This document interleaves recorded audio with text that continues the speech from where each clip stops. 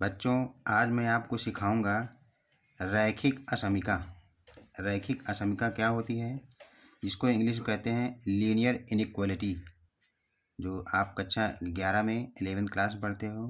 और उसका एक बड़ा इम्पोर्टेंट रूप जो है 12th में इस्तेमाल किया जाता है, जो बोर्ड परीक्षा में 8 नंबर का आता है। तो उसका एक छोटा सा यूज़ आपको बता रहे हैं, है क्या चीज़, उसको थोड़ा गूढ़ रहस्य बताना चाह रहे हैं।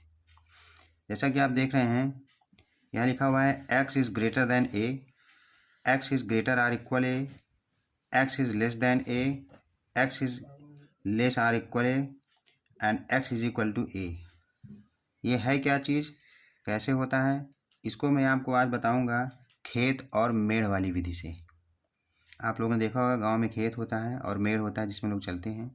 आज उस मेथड से मैं इसको आपको समझाना चाहता हूँ, जो फिगर के माध्यम से समझाना चाहूँगा। ये देखिए, मैंने एक ग्राफ बना रखा है, आपने पढ़ा होगा 9th में। ये x एक्सिस है, x अक्ष है, और ये y एक्सिस है, y अक्ष। लिखा हुआ y एक्सिस और ये x एक्सिस है। x अक्ष का जो इक्वेशन होता है y is equal to a, और y अक्ष का जो इक्वेशन होता है x is equal to a। आज इसको मैं थोड़ी देर के लिए मान लेता हूँ कि ये एक खेत का मेड़ है और ये भी एक मेड़ है, और ये चारों तरफ इसके क्या बने हुए हैं, खेत बने हुए हैं। तो इसमें इस ग्रेटर लेस का क्या इंपॉर्टेंस है, क्या मतलब है, मैं ये आपको समझाने जा रहा हूँ। जैसा कि आपने देखा कि y एक्सिस का जो समीकरण होता है वो x बराबर a होता है, x बराबर a, और x अक्ष का जो समीकरण होता है वो y बराबर a। ये आपने 9th में ही पढ़ा होगा। अब इसको हम बताते हैं कि अगर इसमें इक्वल के स्थान पर ग्रेटर या लेस इस तरह से कोई साइन आ जाए तो इसका क्या मतलब होता है। ये तो आपने जान लिया कि x इज इक्वल टू ए एक लाइन को डिनोट करता है, y इज इक्वल टू ए ये भी एक लाइन है।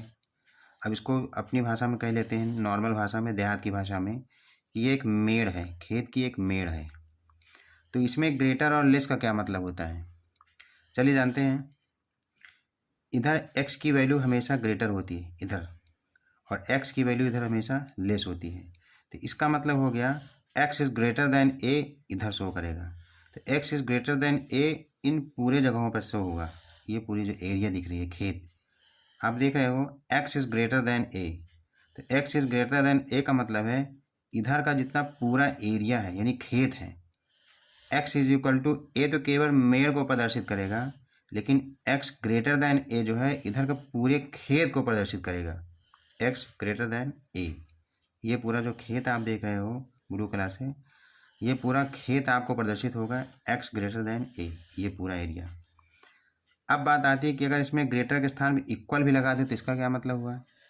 अगर इसमें इक्वल लगा देंगे तो इसका मतलब ये हुआ कि इस पूरे खेत में ये मेड़ भी शामिल है।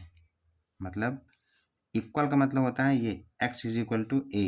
तो x इज इक्वल टू ए का मतलब है खेत ये मेड़ सहित पूरा खेत।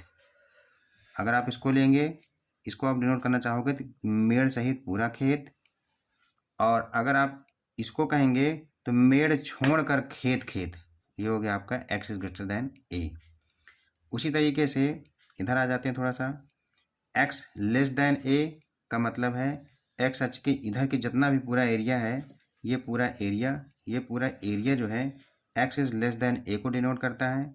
अगर इसमें इक्वल लगा देंगे तो ये खेत भी, ये मेड़ भी इस खेत में शामिल हो जाएगी।